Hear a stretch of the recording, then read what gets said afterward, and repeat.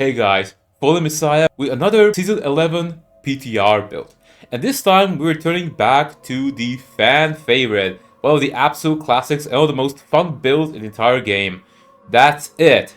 Leapquake Barb is back. But this time, instead of earthquakes, it's the leap itself that does the actual damage, thanks to the new item called Chainscourged Mail. So in this video, I'm going to quickly go over through all the skills, items, Paragon, and more that you need to play this build effectively. And of course, as always, if you like this kind of video, drop a like and sub to the channel. I really appreciate it. It really helps me out a ton. And also, I'm trying to make these videos a bit more concise and a bit shorter, so any feedback on that regard is much appreciated. And of course, as always, there is going to be a planner down below the video for your reference. So let's jump straight to it. First, I want to address a couple of key points, key items that are necessary for this build. So first of all, we have a brand new item called Chainscourged Mail. What this does is basically every time we cast a damaging brawling skill, which Leap is, it gets disabled, and when all of these skills are on our action bar disabled, they become re-enabled with the cooldown refreshed. So the gist of this is that they try to encourage some kind of combo play where you will have different brawling skills and you will use them in quick succession to do massive damage. But there's a major problem with that. And that problem is that Diablo 4 as a game heavily rewards specializing into one skill, because it's far easier to scale off its damage, thanks to things, for example, chance for Leap to deal double damage, and other multipliers that we have access to. For example, we slap plus the Leap skills on our booties, and those things tend to snowball pretty quickly. So you end up doing a lot more damage with just one skill as opposed to having several different skills in quick succession. Because let's say if I used charge, if I used kick and leap in that order, first I would have to cast charge, kick, leap, or whatever combination I want. But the problem with that is I can simply just cast leap 3 times, and I'm gonna deal the same amount of damage. In fact, I'm gonna do more because I specialized in one skill. So in order for this item to really work the way they envisioned it, the numbers have to be tweaked. So the way that I would rework this is that your brawling skills deal X more damage for every disabled skill. So for example, for one brawling skill, it's 100 times multiplier. For 2 brawling skills, it's another 100 multiplier, and for third one is another 100 multiplier, instead of just being a straight up flat 100. You see where I'm going with this? So this actually would reward you for using other brawling skills as opposed to just one. So that's kind of my complaint with this item, is that I feel very good intention behind it, but ultimately the numbers have to be higher. The damage has to scale exponentially based on how many skills we actually use if you really want to encourage any kind of combo play. Second of all, we're using Melted Heart of Selig. Now I have to say one thing. This item, great rework in the PTR, but in practice, I have a suspicion. And that suspicion is that the extra primary resource, for example, I have almost 17k. I believe what's happening is that this resource ignores toughness. Ignores all the damage reduction we get thanks to the armor, thanks to our resistances, because as you're playing the build, as you're going around and interacting with monsters, what's gonna happen quite often is you're gonna get one shot incredibly quickly, and so you end up being a lot less tanky even though you have essentially 17k life, as opposed to having, let's say, 12k life without the item. So we have a lot more life when we have resource acting as life. But for whatever reason, I really suspect that this current mechanic is flawed on the PTR, and this resource is ignored by our toughness. So what ends up happening is that all of our damage kind of goes through our resource like knife through hot butter. That's my suspicion. Also, another elephant in the room, we are going to use Ramalani's Magnum Opus, which is uncapped at the moment on the PTR, but even if they do cap it for 500 resource, which is probably the thing that makes the most sense given what they've been doing with other skills of this nature, it's still 250x damage multiplier with combination with the heart, so it's still the best in slot item. So I just wanted to address a couple of these points. Now let's get straight to the skills. So we're gonna put Frenzy, Enhance, and Battle Frenzy. We rarely really use Frenzy, only in higher pit pushing is where you're gonna actually use Frenzy once every couple of seconds just to proc belligerence, nothing else really. But for most content, it really just sits there because we don't really have too many good options here on our skills. 1 point pressure point, 3 points warpath for more damage when we overpower, which is going to happen sporadically as we don't have guaranteed sources on this build. But also 16% multiplier is really not a big deal anyway, so it's not something we super rely on. 3 points into Tempered Fury, because Fury equals life with Metal Heart of Selig, so just for extra tankiness and survivability. Rallying Cry, Enhanced and Tactical for Unstoppable, for resource generation and just generally more Fury. Challenging Shout, Enhanced and Tactical for more life and more damage reduction. Warcry, Enhanced Power for more damage. 1 point into Swiftness for more move speed. 5 points Leap, Enhanced and Mighty. This is of course our main damage dealer, so we want to make sure we use it up. And also 3 points Aggressive Resistance for more damage reduction. 3 points Battle Fervor. This is going to ensure we always have perma Berserking, which is a really nice benefit of this build. 3 points Pit Fighter, 3 points Slaying Strike, 3 points No Mercy. These are all really nice passives for extra damage. 3 points Imposing Presence. I missed these. 3 points Martial Vigor for more damage reduction and more life. Even though we are rocking Melted Heart of Selig, we still want to have at least some life in case that our Fury drops down, so we don't just get one-shotted immediately. So extra sources of max life still benefit us nonetheless. 3 points Thick Skin, Counter-Offensive and Defensive Resistance for more Fortify and more damage. We're gonna rock Call of the Ancients with this build. Call of the Ancients is great for us because it gives us more attack speed, and this is a attack speed that actually scaled well with our Leap. Leap has been reworked, I don't know if it was last season or season before that, so that the Leap animation and speed directly correlates with our attack speed, which is really nice. This is especially noticeable if you hit the Artillery Shrine in the pit or somewhere. You'll notice how faster you leap immediately, so this extra attack speed modifier on the Call of the Ancients is actually a huge damage multiplier for us. And also there is a 30% increased damage while this is active. So this is a really nice skill for us. We double dip from this. And we want to make sure we always have as much uptime on this as possible. 3 points Wallop. We're gonna ignore all of these because we are not using two-handers for this build. And we're gonna use, of course, Unconstrained. We are always Berserking, so we always benefit from this extra bonus damage increase. Now let's talk about items. The best in slot item is Erudition. Just generally straight up 60% damage multi. Also, it helps to cap our crit strike chance. If I open up crit strike chance, you can see that we pretty much capped it out. It's 99.6, so basically we always crit, which is really nice. And this item helps with that.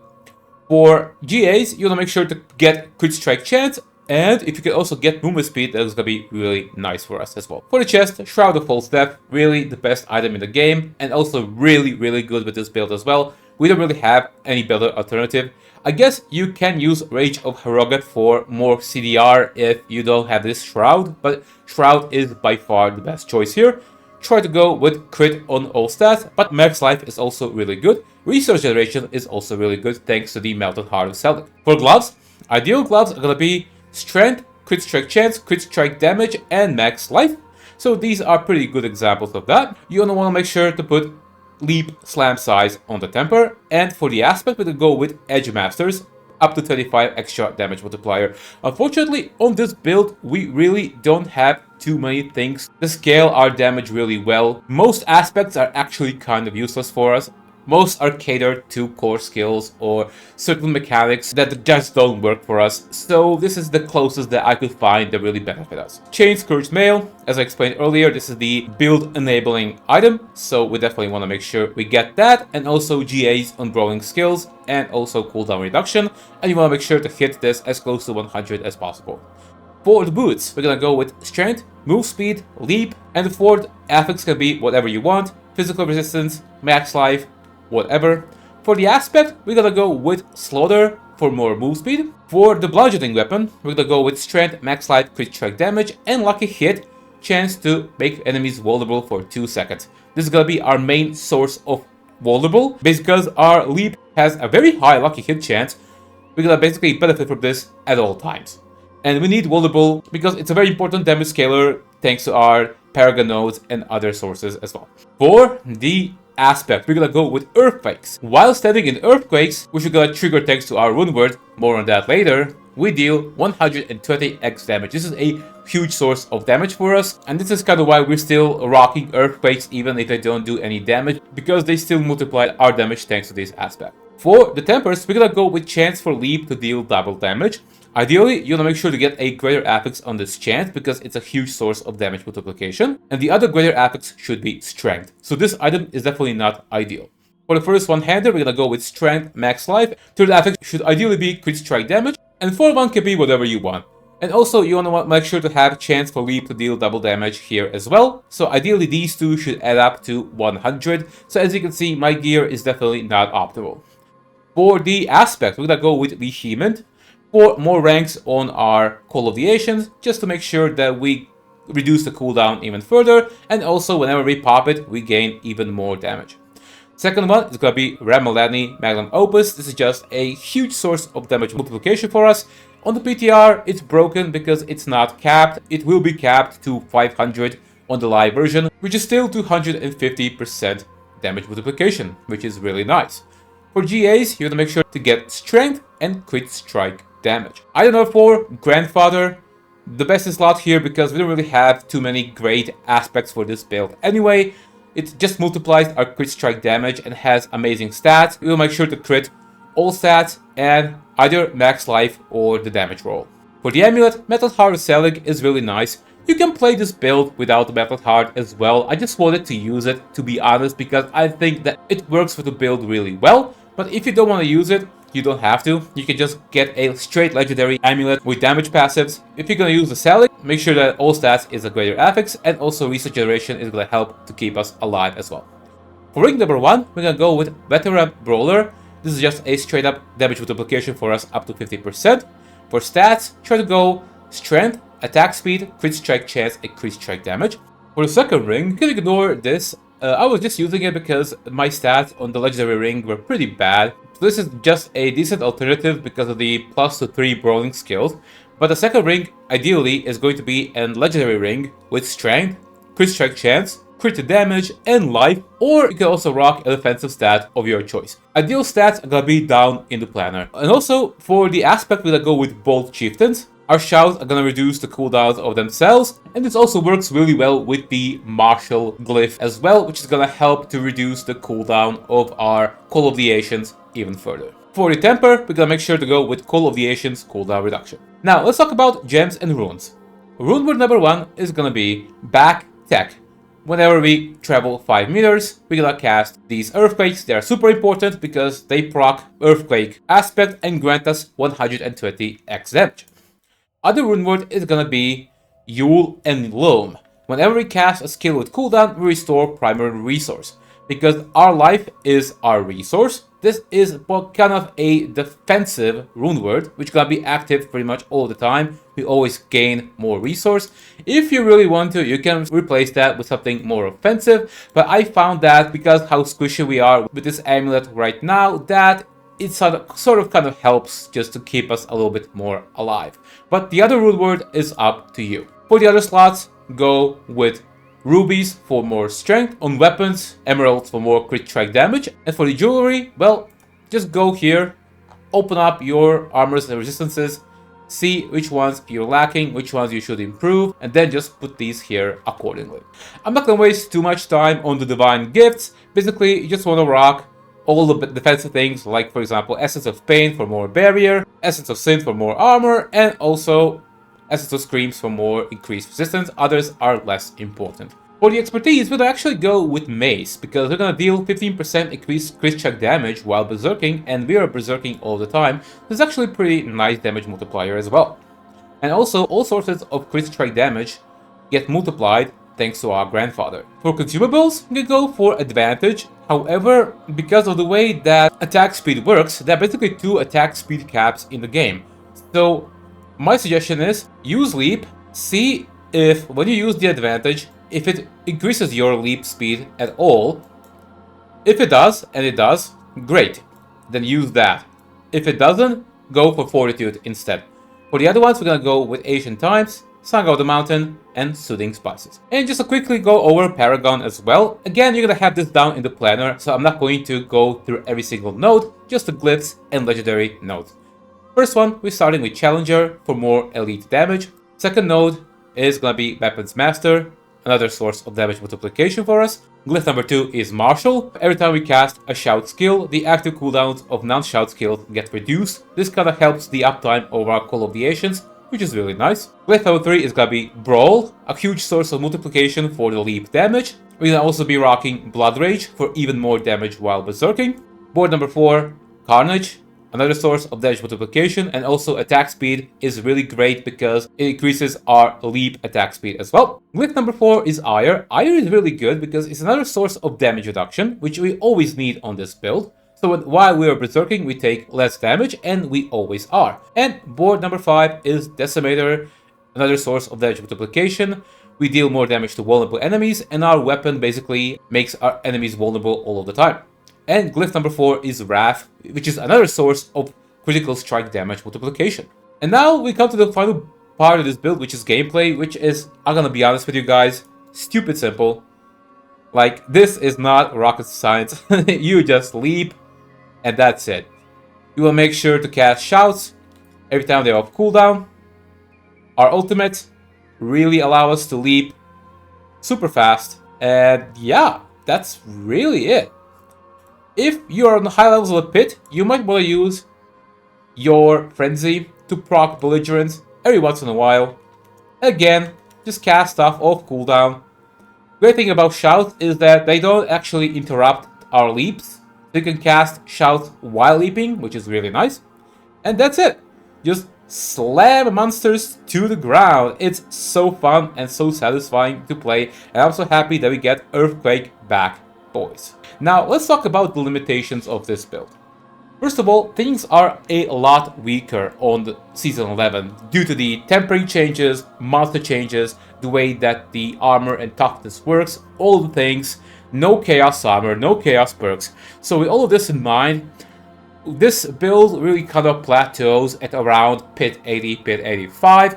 So I'm not going to promise you this is gonna be really high damage build, especially considering that this is gonna get fixed really soon. So I wasn't going to make any promises in terms of any pit tiers on the PTR. I'm just gonna have to wait and see what they cook up for the live version, what kind of changes are they gonna bring, what kind of values are gonna change. So I didn't want to really say anything about the pit levels. Other than that, it's just a super fun, incredibly mobile build, obviously unparalleled mobility. We're just leaping around and we're just destroying monsters. It's so fun to play. So yeah, I'll definitely be rocking Leapquake on Season 11 because it's one of my favorite builds of all time on this game, and I'm so glad that we can play it again. Now, to be honest, would I like this item to be reworked so that we can use even more brawling skills and so that we can get rewarded for actually pulling off combos? Yeah, I would. But even if it doesn't get adjusted, just leaping around is so satisfying, and I love that we are doing this yet again. So yeah, that's gonna be it for me, guys. This has been Leapquake for Season 11 on the PTR. If you like this, drop a like to the video and sub to the channel. I really appreciate it. If you have any feedback, comments, whether it's from the video production quality or the builds themselves, I'm always open to feedback. I'm always looking to improve. Voice on in the comments. And also let me know, what kind of builds are you gonna play come Season 11? Are you gonna play Leapquake? Are you gonna play a different bar build? Let me know down in the comments. And of course, as always, the planner is gonna be down below. It's gonna have Paragon, it's gonna have everything. There's also always a node section, so be sure to always check that out because I always have something useful there in terms of gameplay loop and extra tips and tricks, etc. Anyway, that's gonna be it for me today, guys. I'm Fallen Messiah, and I'll be seeing you in the next one.